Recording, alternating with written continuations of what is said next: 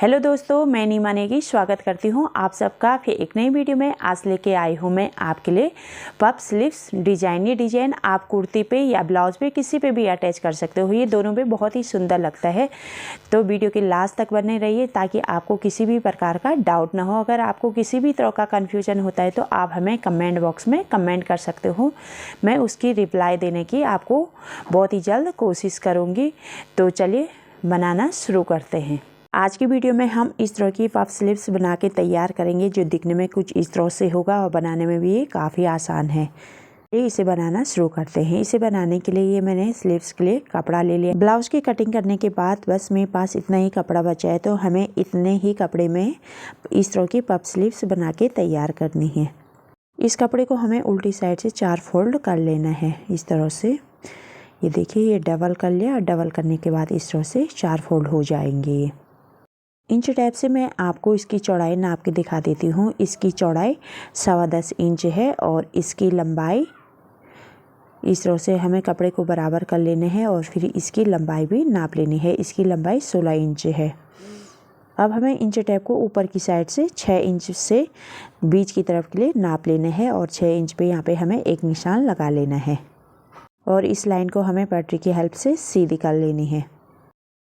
Line को सीधी करने के बाद अब ओपन वाली साइड में हमें इंच टैप को रख लेना है। यहाँ पे से 3.5 इंच नीचे के लिए नापना है, तो 3.5 इंच पे एक निशान लगा लेना है। इस साइड में हमारी बाजू की मोहरी होगी, तो हमें यहाँ पे इसकी चौड़ाई नाप लेनी है। तो जो ये स्लीव्स बन के तैयार होगी इसकी चौड़ाई 12 इंच बन के तैयार होगी। तो हमें इस साइड से 6 इंच पे निशान लगा लेना है नाप के, और 2 इंच हमें इसमें एक्स्ट्रा मार्जिन के लिए रख लेना है। हमने जो यहाँ पे 3.5 इंच पे यहाँ पे एक निशान लगाया था, यहाँ पे हम जो नॉर्मल स्लीव्स की शेप देते हैं उस तरह से यहाँ पे नॉर्मल स्लीव की शेप दे देंगे। हम इसे एक बार इंच टैप से नाप के देख लेते हैं। जो हम नॉर्मल स्लीव्स बनाते हैं तो इसकी चौड़ाई इस तरह से नॉर्मली मार्जिन के साथ 11 इंच बन के तैयार होती है।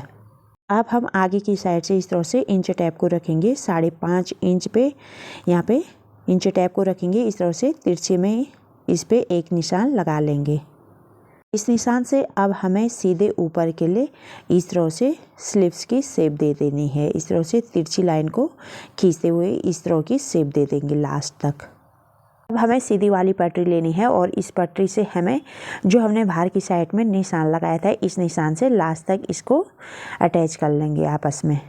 साथ ही जो हमने यहाँ पे फिटिंग का निशान लगाया था इस निशान से इस तरह से 2 इंच ऊपर की साइड में भी मार्जिन को रखते हुए इसको दोनों को आपस में इस तरह से मिला लेंगे।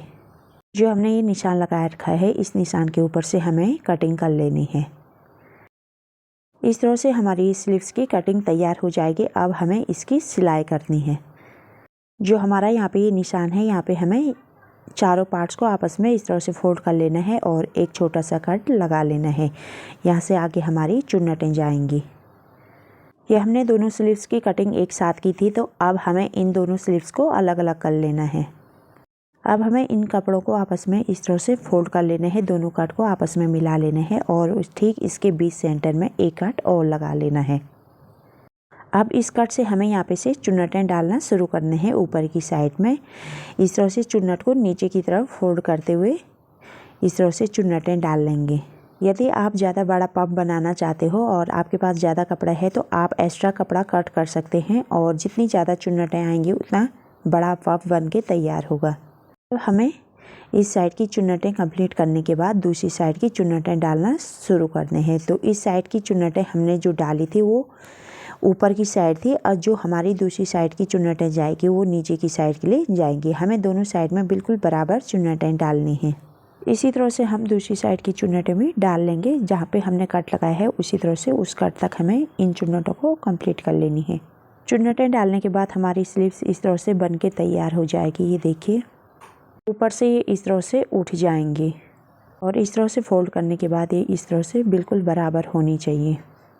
फ्रंट वाली साइड पे अब हम आधा इंच अंदर की साइड में कट कर लेंगे। आप फ्रंट साइड पे इस तरह से निशान भी लगा सकते हो या डायरेक्ट इसकी कटिंग भी कर सकते हो। कटिंग हमें चुन्नटों के नीचे तक ही करना है।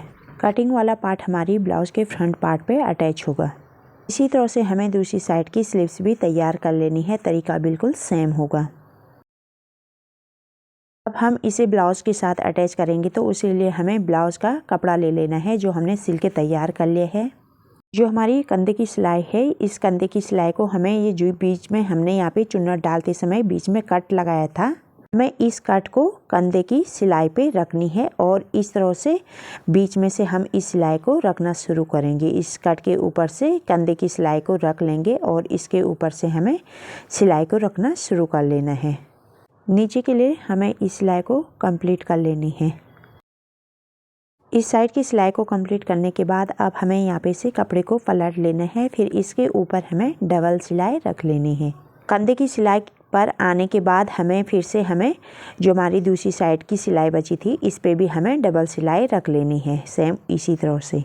ब्लाउज पे बाजू अटैच करने के बाद अब हमें इस पे फिटिंग की सिलाई लगा लेनी है। यहाँ पे से जो भी हमारा नाप होगा उसको नाप लेना है और फिर फिटिंग की सिलाई लगा लेनी है। सिलाई रखने से पहले आप उसके लिए जो भी आपका नाप है उसका निशान लगा लें। सिलाई को रखने के बाद हमारी बाजू इस तरह से बन के तैयार हो जाएगी। उम्मीद करती हूँ आपको हमारी वीडियो पसंद आई होगी।